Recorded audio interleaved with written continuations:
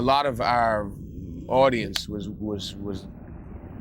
gained by letting people tape, and that's what we do. We love people tape, and we tape everything and do everything you can and trade all over the internet. Hi, Dave Masters band. Thank you very much for coming to New Orleans. Hey, what are you doing? Yeah, we just sort of bumped into each other here. That's I know, isn't nice. that crazy? In the Saint Louis Jean François, the 14th Hotel. Exactly. In the courtyard. Just happened to be here. Kennedy was here, and we happened to be here on these oddly sized chairs. Those are because they have spine problems, right? Yeah, that's why. So you guys just played a couple of shows, one in Richmond and one in Memphis after a 5-month hiatus. How did that go? 5 months? Were you on holiday for that long? I didn't seem like that long. 4 months. They were good. The shows that we did one in Richmond and one in Memphis. And that was good. They were good. How were the crowds? Big? Big crowds? Yeah, they're like 40,000 people last night. So that's a lot of people. Yeah. Were you in the soccer arena? No, we were on the waterfront, on the shores of the Mississippi River. Yeah, it was pretty. And Joan Baez was playing the banks. The bank. It was banks. They don't have shores on rivers, but I bet you in some parts of the world they have shores on rivers. Sure, you're right. Sure, you're right. I'll drink some green bubbles. So, boys. How you doing? Good. How are you? Pretty good. Good to see you. Good to see you in New Orleans. Yeah, it's good to be back here. Jazz Festival. Is that term used pretty broadly here? I think so, yeah. 'Cause I hear it's just like a bunch of different tents and a bunch of different acts down here, you know. Yeah. So it'll be pretty cool for us to play down here. You guys playing on a big stage? I'm not sure. You know, I guess it's all these different stages in one big field, you know. So I don't know if our stage is big or little, but we'll be there, you know. So, Yeah, exactly. It's nice. It's not the size of the stage. yeah, exactly. It's the size. It's the size. It's the size of So, Mark, what can we expect to see from you guys at the festival here? A better performance than the very first one that we had on the beginning of this tour, which was kind of rusty, but we're starting to get it back together now. You know, it's starting to flow a little better. So we're ready to rock though. We're ready to kick some butt. Nice. It'll be good. Good fun. Did you guys collaborate as much on Under the Table and Dreaming as you did on Crash? No. I mean, Crash is definitely much more collaborated effort than Under the Table, but back and forth. Whose decision was that? That just happened. Yeah. Really. I mean, we grew closer and closer, from the first album. So the music just more connected, I guess. Well, what about the lyrics, Dave? They're as confused as ever, I think. Actually, I think your lyrics on this album, Crash, as far as love, I think they're a lot more straightforward. A lot more love. Lot A lot more love. A lot more. Yeah. I'm in love. Are you? Yeah. I I'm was in gonna love ask with you, Kennedy. See, the whole album was written about you and for you. And Now, there was a line about someone being naked in a window. naked in a window. Were you watching me?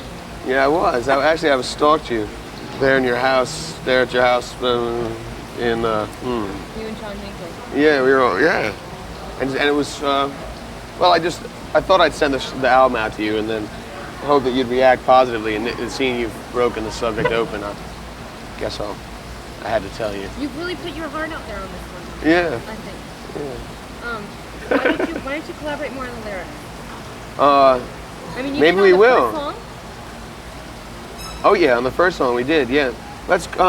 Boyd and I wrote that in the basement at my mom's old house. And Peter too. I don't know, we never do, I guess. But we will, I guess, because if the trend continues as it has been going, then everyone we'll all be writing more. The next album will be more that way, and the next one after. I guess it's just natural, because when we first got together, that was, we all came in from different things, but I'd sort of had some songs and some ideas, but now we're together, so now we have more time to write together and work together. Has success brought you together? more together. Yeah, I would say that.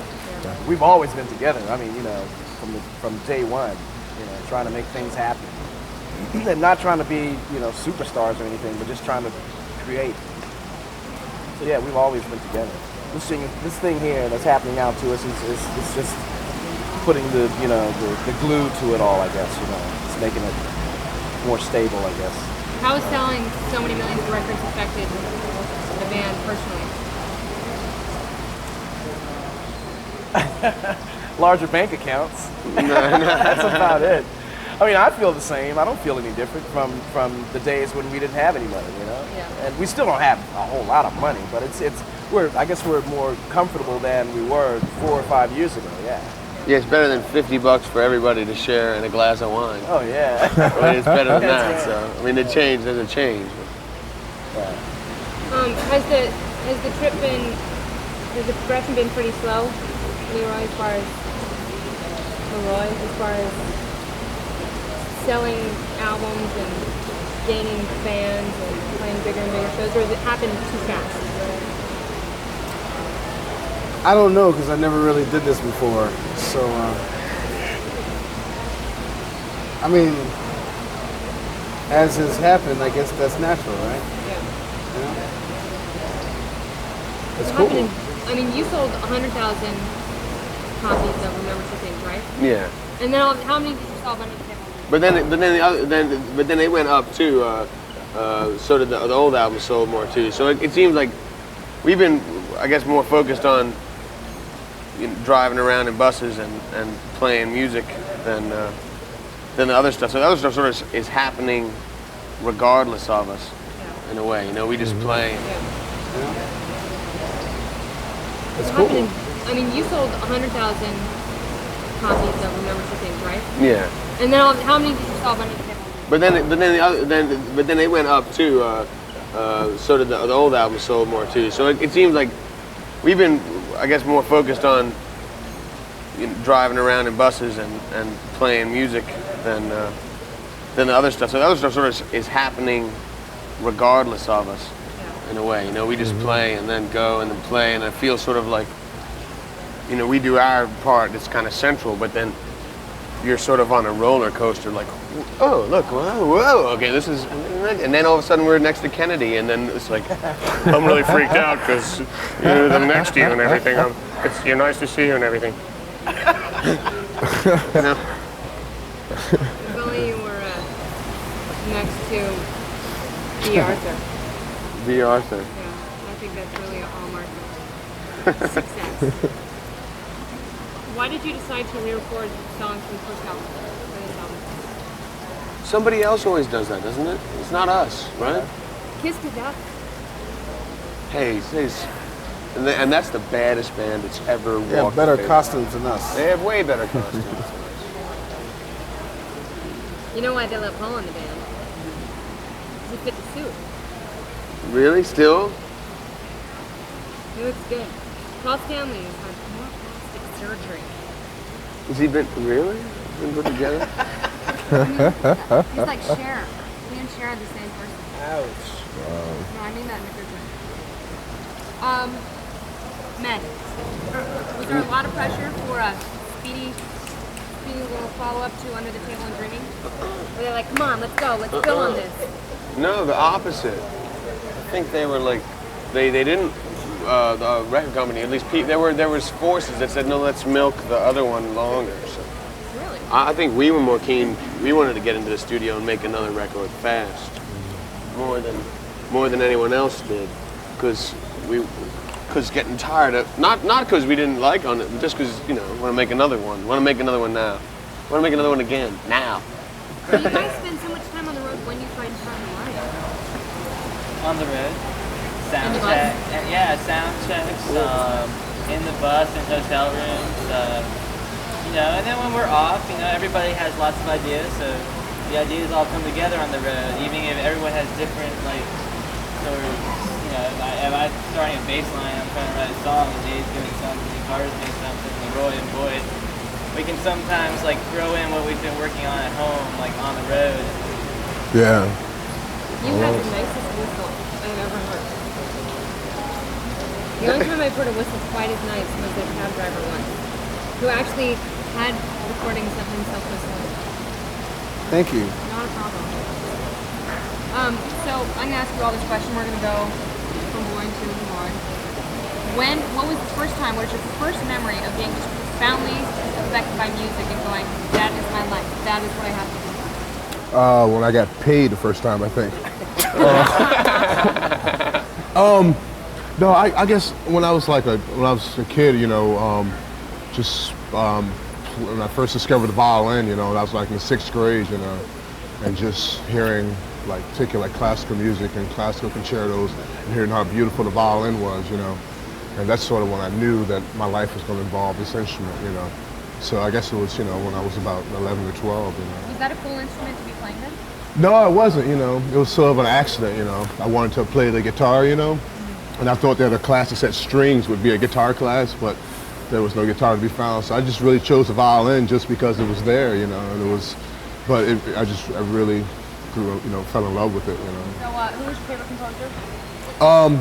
I guess I listened to a lot of Mozart, I guess, back then. I used to do like a radio show on this university station in Charlottesville, and I used to just love to crank Mozart out for like 3 hours, you know, under the guise of having a show, but I would just listen to it and jamming out, you know. But yeah, I used to like Mozart a lot. And what about you, Carter? What was your first experience? Your first experience, like when were you first totally affected by music and you knew that is what you wanted to do? Very, very, very young age. 3 years old. Seeing Buddy Rich for the first time. Not knowing who Buddy Rich was, you know, but my dad, who knew all these people, not personally, but he knew about the musicians, and I got a chance, you know, I was fortunate enough to see this guy perform and fell in love with the drums from that day on, you know, so my dad pushed me, you know. He didn't sit me down and say, you're going to play the drums, you know. He was like, music is a cool thing, you know, check it out, you know, kind of like, you know, yeah. What about you, Dave? When I was growing up, I had music around me a lot. My family had a lot of records, and so a lot of classical music, a lot of folk stuff. But I think the first time that I thought I wanted to do that was when I was 5. I think I bought a Jackson 5 record because there was a 5 in it, you know. So that was like Jackson 5, I was 5. You know, when you're 5, When you're you're pretty kid, proud. everything is meant Like for you. 5, you know. And so I was Jackson. So I got a record, and I can't even really. I'm sure that all the Jackson 5 tunes I hear now are probably the songs that were on that album, but that was when I was dance by the fireplace and sing along with 16 Candles. So your vocal style is really kind of mimicking Tito. Yeah, well, I don't know. It was Michael. I think a lot of Michael back then too. So I think Michael Tito. Tito. Wait, Tito. I was waiting for you to crack a smile, and you did. And I was like, no, you can't be serious. Tito Jackson. Nothing against Tito. Yeah. No. But it's Tito. Tito's cool. Yeah. No. So I think it was the Jackson 5 were the people that when I was 5. That's when I decided that. Maybe I didn't decide, but that's when I first started being obsessed. Wow, what if it was the Kingston Trio? And it could have been. Yeah. When you were a wee boy. So what about you, Stefan? When I was about like 6 or 7, I had a music teacher, this old woman who lived out on a farm, and I used to just go over there, and she would basically just let me just bang on the piano for about half an hour. And so that was really good. And I pretty much decided that was the what I wanted to like do, like definitely just bang on the piano or whatever instrument I had. Now I think I want to be a farmer. Oh, back to the farm. Right on. Wasn't your mom a musician? My mom, yeah, she sang in Spain. She had a couple of hits out. And my dad too. He was also he was a guitarist and a bass player. And so I picked up bass from my dad, but really like Mary Carroll, she had such a cool vibe all around her that it just basically made me fall in love with music and the way I could get out how I felt and stuff just by creating a dungeon or then creating a forest or whatever it was. Roy? Flute? What's that? Flute? Was it Men at Work? Was it bad? Was Men at Work a fluke? Is that what you said? There was a production Oh. Men at No, well, the flute was sort of a second thing for me, you know. But, you know, I just started playing the saxophone like in the school band, you know. Roy? Flute? What's that? Flute? Was it men at work? Was it bad? Was it men at work a fluke? Is that what you said? Oh, Men at work. no, well, the flute was sort of a second thing for me, you know.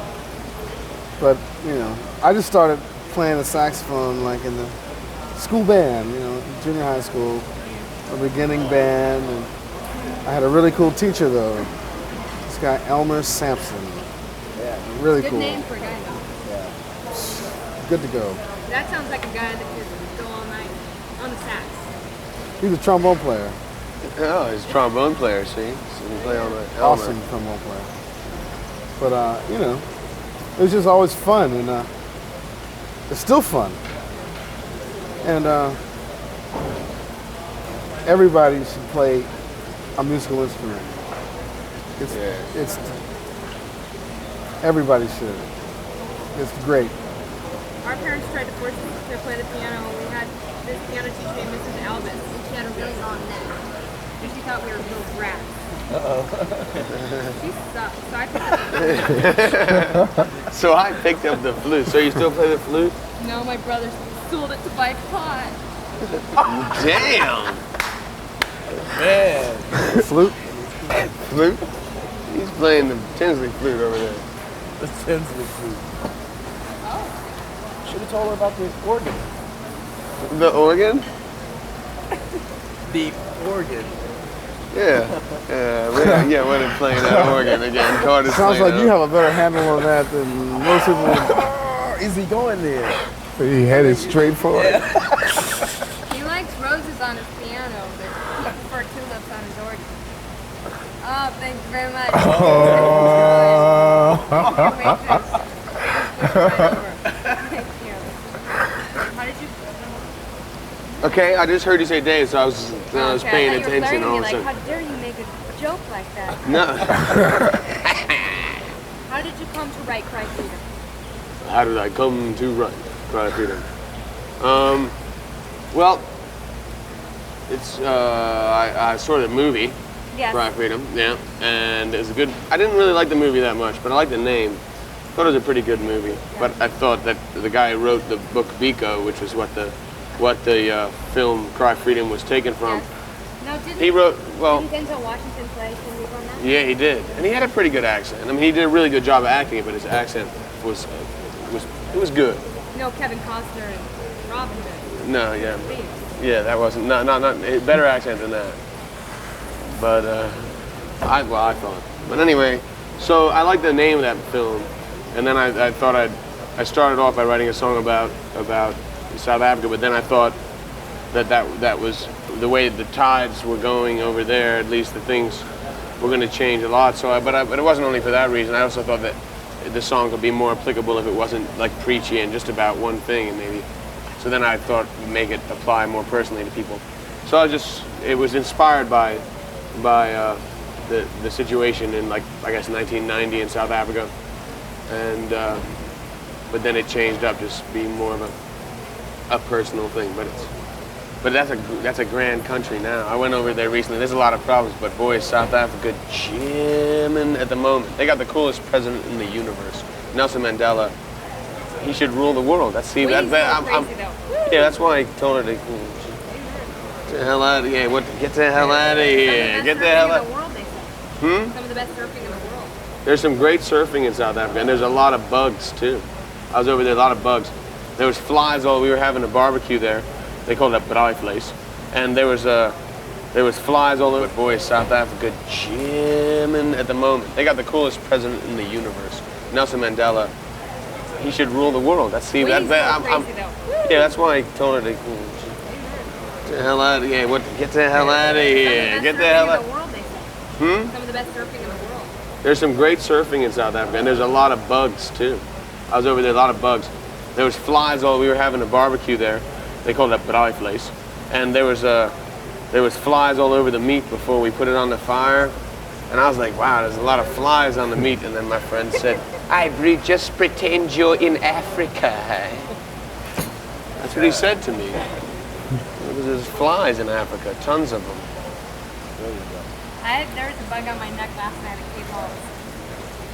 Like a huge black beetle. And I thought it was a hair because they felt this.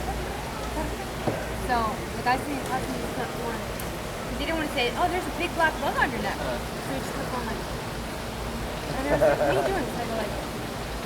And I see this huge beetle just go whap onto the table, and I screamed and stood up. And I didn't want to be rude and say, there's a bug on my neck. So I just screamed and my head spun around. What was the recording process like on this album? Was it more spontaneous than the last, Boyd? Yeah, it was pretty spontaneous. This time we pretty much did everything live, like all together, you know. And last time I guess we did it more just like the rhythm section and piece by piece. But so a lot of stuff happened, I guess, spontaneously by having us all together, you know, playing that might not have happened any other way, you know. Yeah, so that was the cool thing about this album, you know. What is it like working with Steve Lillywhite, who produced Big Country? Yeah. And Big Country. That's your favorite. That's your favorite one. That's my favorite. And Psychedelic Furs. That's like that. And then one of the psychedelic furs lives up in Woodstock. You always see him when he's up there. David, Nigel, what's his name? Yeah, Steve's a great guy. I mean, he pretty much allows you to get into the studio and do your own thing, basically, without him, you know, choking your whole feel for the studio, which a lot of producers, you know, can do and will do. I mean, he greeted us with open arms when we met him for the first time, you know, and he's like, we're going to take this thing and do something with it and make something of it, you know.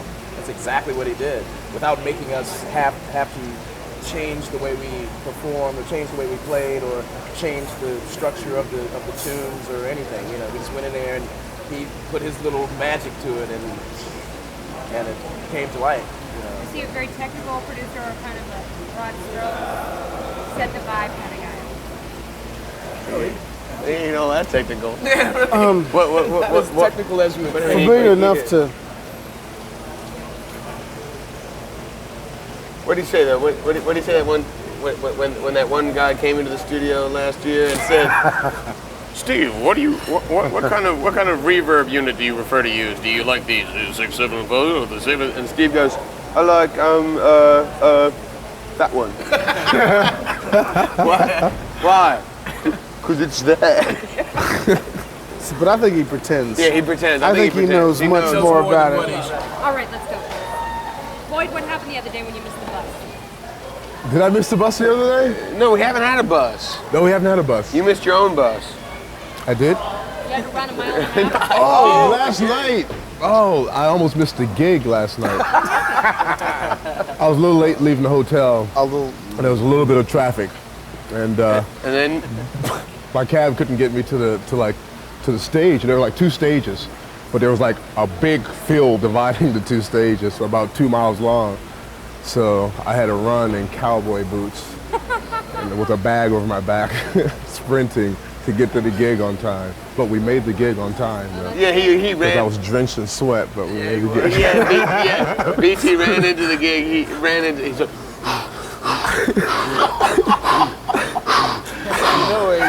I know exactly where you're going. I know where you're going. I had to run like. What happened last time you were in New Orleans? I understand you had a crazy little concoction, a swamp drink. Yeah, I didn't say nothing. Swamp drink? Oh, what's up with that? What happened with the gluten drink? No. That whole thing is completely out of proportion. I'm in down New Orleans. I'm just trying to check out New Orleans, and they have like a lot of like little local kind of things that they do, like in drinks and stuff.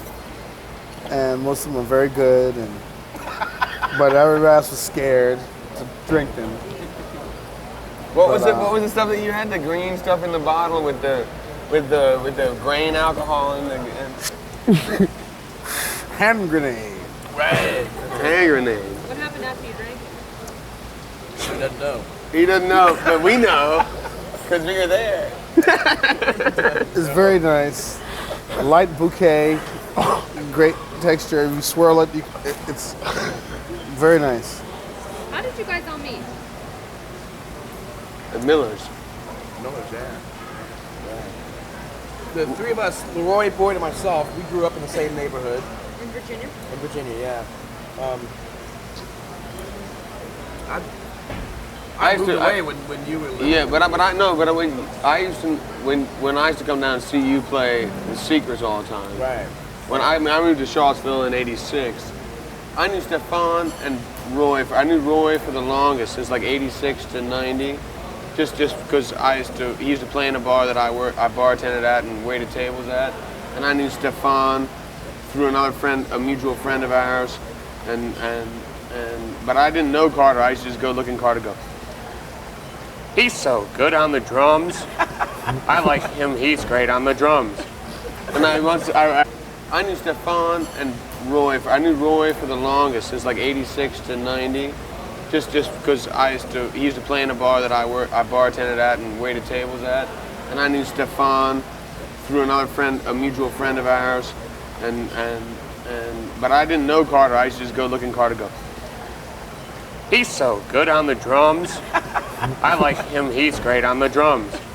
And I went and I saw Boyd, and Boyd was by himself in a fraternity house, in a fraternity party, with a violin. He wasn't just by himself. I mean, he had a violin and he was on the stage and people were watching him, but by himself playing, and had all this weird delay stuff. And you blew my mind. You did. Rototoms. Rototoms. You go all kinds of places, man. No. You're good But about Rototoms, man. we sort of knew each other separately. I knew Roy, and I sort of knew Stefan when we got together. What did you think of Dave when you first met him? The first time, well, I didn't really meet him until we started the band, but I knew him for like 5 years before that. You know, he used to bartend at Miller's, you know, and I used to play there occasionally with his duo and just go there and hang out and watch music. But the thing I remember about Dave the most is that in Miller's, even with all the music playing, all these people talking, it's like there was always one voice that stood above all the rest. It was just like so interesting and so prominent and so center stage, and that was Dave's. And it was always one of the most memorable experiences about going to Miller's, you know, because he had such a captivating voice, you know, and presence behind the bar, you know, it really was. Wow. I never heard you say that. I never, I told you. Well, he was talking, he was actually talking, not singing. You want to be.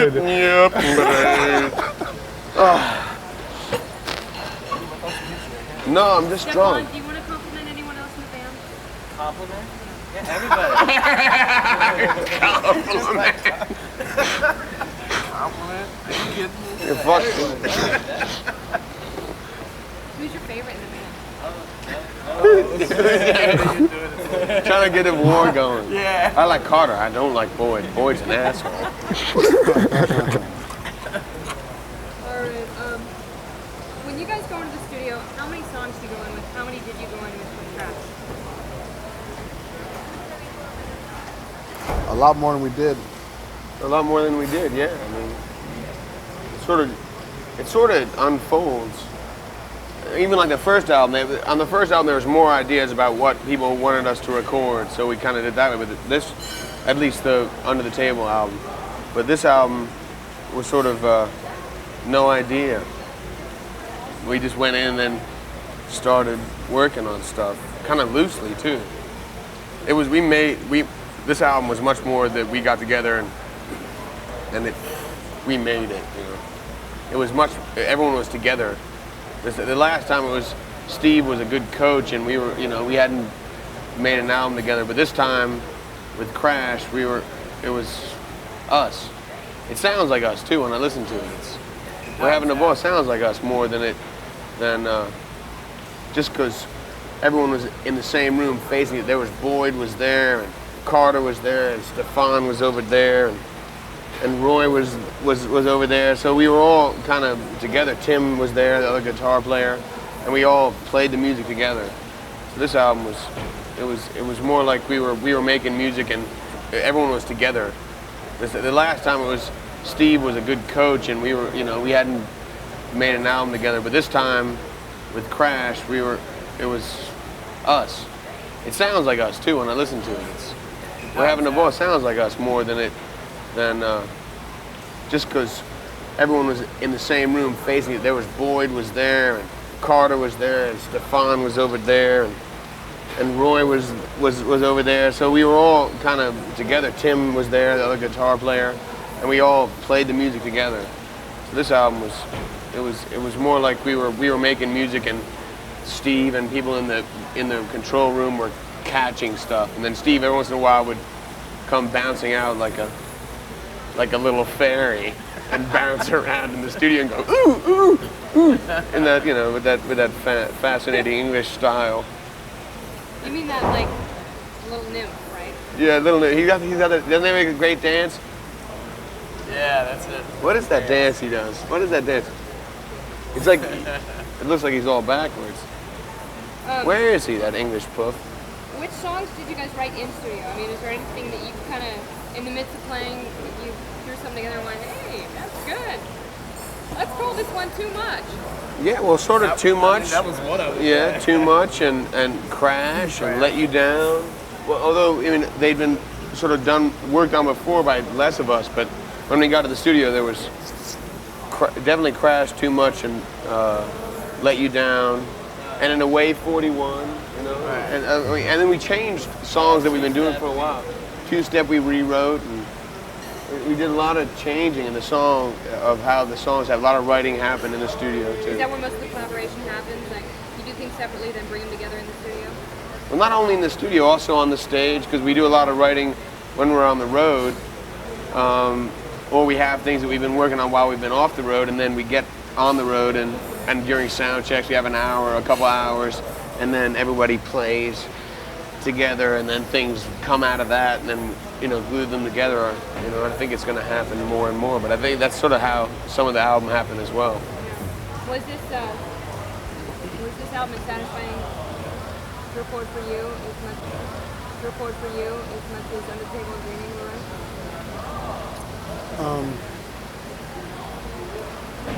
Well, Under the Table and Dreaming is very, very special because it's it's like everybody's first like real like record, Sorry, BT. record company and record deal, and make this record, and it did well, and this record is more. Crash is probably truer to where things are going, and I think it sounds better than the last one. I mean, I'm still learning it myself. I listen to it all the time, and it takes a while, to get into a record. You listen to it, listen to the songs you like, and then you check out the other ones, and then it's like as time goes by, you sort of get a real feel for it. And I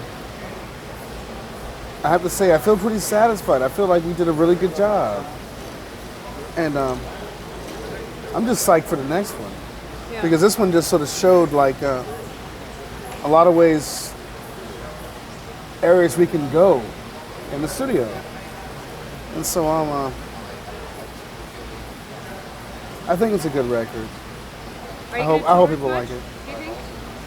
Are you going to tour as much with this record, or do you want to get right back to the studio after the summer? I don't know. I like to get out there and tour some more. Actually, Yeah. I really like the touring thing. I'm pretty sure all the other guys feel the same way. Doing the record thing, that can get kind of old after a while. The thing about making a record is You want to get right back to the studio after the summer? I don't know. I like to get out there and tour some more. Actually, I really like the touring thing. I'm pretty sure all the other guys feel the same way. Doing the record thing, that can get kind of old after a while. The thing about making a record is coming off the road, getting in the studio, and being creative, spitting that thing out there, and then getting back on the road again and showing people how you did it, kind of like. So yeah, the touring thing is my thing, personally, yeah. Good, yeah. And you're the monster on the tour now. That's why. He's the monster. But I definitely love being in the studio. I think we get there's a whole different thing that happens when we're in the studio. That's really cool. This album, Carter and I remember we were sitting. Remember when we were sitting near the end of the recording, and Steve was playing us cuts back from the album, and there was more and more and more, and we were listening, and then Carter looked at me and was like, "When did we make this record?" Parker. Nice job. That was my check. Lily White, Steve, thank you for coming. Thank you. You produced such legendary acts as U2, Rolling Stones, Big Country, and now Dave Matthews Band. How did you guys come to work together? I picked the short straw, luckily, and got the job really. They've been looking for producers, and I went to meet with them, and I had to, talk to each member of the band and find out what they really wanted on the record, and we got in the studio and we enjoyed ourselves. Hell yeah. Yeah. Congrats. Sorry? What did they want? What did they want? They wanted a record that obviously wasn't The snap. different The to snap. how they performed, because they're a very strong live band, and we felt that it was, what's the point of changing something if it's not broke, as they say. And sorry, that's not quite. That's But close correct enough. English, Mr. No, Matthews. but it's perfect. If it ain't broke, don't fix it. So we tried not to break it. Yeah. And then on the new album, we thought that we didn't want to be perceived, or the band didn't want to be perceived as just doing the same thing again. So we tried to break it down and to start again, because I think when you look at classic bands throughout history, the classic ones are the ones that always try and challenge themselves as they keep going. Yeah. So this is what the band said to me, so that was what we wanted to do. Did they What- challenge you? Did you challenge them? We challenged each other a lot at table tennis. Yeah, and then yeah, and you, hey, back off. And I jumped I was out. in there. He choked out. Well, give me a little bit of something. Don't just leave me here. Oh, I'm Steve. sorry. I'm sorry. Dude. But Steve did. We were at this bar in New York, and Steve came in when we'd only just met, and there was a couple other producers there that were in on doing the first album. And Steve came in. I was taking a wee. I was having a wee. And Steve came in and said, "I'm the man for this album." You did, man. You said that. You said, "I'm the man for this album. So and so might make a good one, but I'm gonna make a great album. Yeah, brilliant. I'm gonna make a great." I remember you said that was nice. I say that? I can't You remember. didn't. That was what won. That's certainly what won me over. That you cornered me in the toilet. I was really excited about being cornered in the toilet by you. This great man cornered me in the toilet. How does Stefan's bass playing compare with Adam Clayton? Adam Clayton's, I think similar in the way that they both look at what the bass should play rather than be a star themselves. And that's really important for a bass player. For me, I hate bass players who really show out too much at the beginning, like with Adam. Adam is a great bass player because he realises his part within the unit, and I think for bands that's very important. And I think Stefan is there, for that job, which is a bass player's job, I find. Looking at after the bottom. With so many elements in this band, was it hard to find a balance? Find the balance? I don't think so. No, it all fits into place extremely well. I think so. Except for you. And you. Yeah, how come And you me. can't hear the drums on this, Carter? You can't hear any drums. You're trying to make a fire. The drums sound fabulous. Thank you. The whole thing does. Who's your favorite in the band, Steve? I love her. I've got to say. The Roy. That's sweet. Smiley.